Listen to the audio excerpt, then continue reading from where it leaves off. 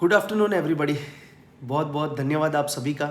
आप सभी ने लाइक किया, शेयर किया और सब्सक्राइब किया, और जो चीज़ें आप तक निमित्त बन के पहुंचा रहा हूं उसे आप अच्छे से समझें और अपने जीवन में उसको लागू करें और अपने जीवन में बदलाव पाएं।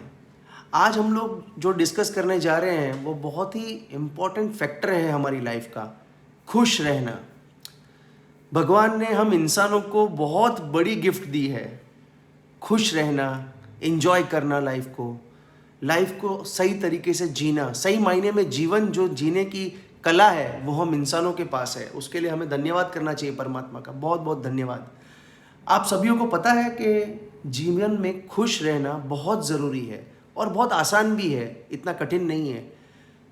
कैसे? जब तक हम हमारे जीवन में एक्सेप्टेंस नहीं लाएंगे, स्वीकार भाव नहीं लाएंगे कि भगवान आपने जो दिया उसमें मैं बहुत खुश हूँ, आपका धन्यवाद करता हूँ, खुश हूँ, बहुत बहुत बहुत खुश हूँ, ये भाव आप अपने में डेवलप कर देंगे तो आपको कभी कोई हिला नहीं सकता। क्यों? कि आप हर परिस्थिति में खुश हैं, सुखी हैं, चाहे सुख हो या दुख हो, हमें हर परिस्थिति में खुश रहना है और सुखी रहना है। वो चाबी हमें हमारे पास ही रखनी है, कभी किसी को नहीं देनी है।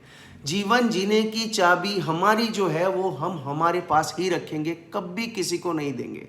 जब तक आपके जीने की चाबी आपके पास है, आप खुश हो, सुखी हो और हर परिस्थिति में सुखी हो। इसके लिए हमें दूसरों को सुखी देखना है, दूसरों को खुश देखना है। दूसरों को खुश देखोगे तो आप खुश हो जाओगे, दूसरों को सुखी देखने से हम भी खुश हो जाएंगे, हम भी सुखी रहेंगे। तो लाइफ में फ्रेंड्स, हमें सबसे पहले खुश रहने की चाबी हमारी जाननी है कि खुश कैसे रहना है, और उसके बाद में उस चीज़ को हमारे में लागू करना है। तो आज से ही अपने आप को कैसे खुश रखना है, कैसे सुखी देखना है, वो आप पे निर्भर करता है। एक्सेप्टेंस, स्वीकार लो, आप सबसे खुश हो, आप सबसे खुश हो, सब आपसे खुश हैं। आप दूसरों को बदलाव लाने के लिए अपने आप को बदलो। जब आप दूसरों को अच्छी नज़र से देख के खुश हो जाओगे तो अगला भी आपको देख के खुश होगा और वो भी हंसेगा और वो भी आपको देख के खुश होगा कि नहीं, अगला इंसान बहुत खुश है तो मैं भी खुश हूँ उससे।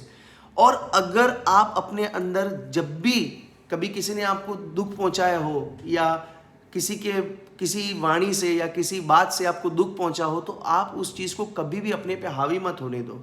आप उस चीज़ को रिजेक्ट करो, आप उस चीज़ को बोलो कि हे प्रभु, इस जीव को सद्बुद्धि दो कि उसके अंदर जो गलत भाव है वो दूर हो जाए और आपके अंदर कभी भी बदले की भावना ना आए। आप हमेशा फॉरगिवनेस रखिए, माफ़ करना सीखिए।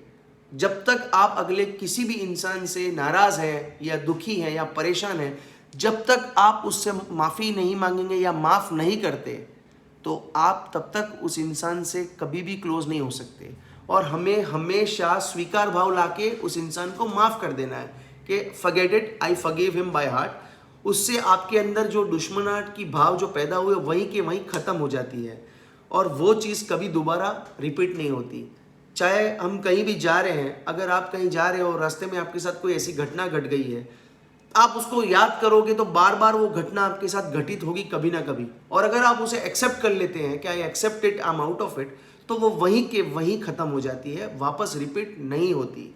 इसी तरह हमारे जीवन में दोस्त, परिवारजन, फैमिली मेम्बर्स या कोई भी XYZ हमारे साथ जुड़ते हैं या कभी ना कभी किसी कारण से हमारे बीच में या उनके बीच में, हम दोनों के बीच में कभी भी कोई अनबन हो जाती है, तो उसे वहीं के वहीं ख़त्म करने के लिए आपको स्वीकार भाव लाना ज़रूरी है।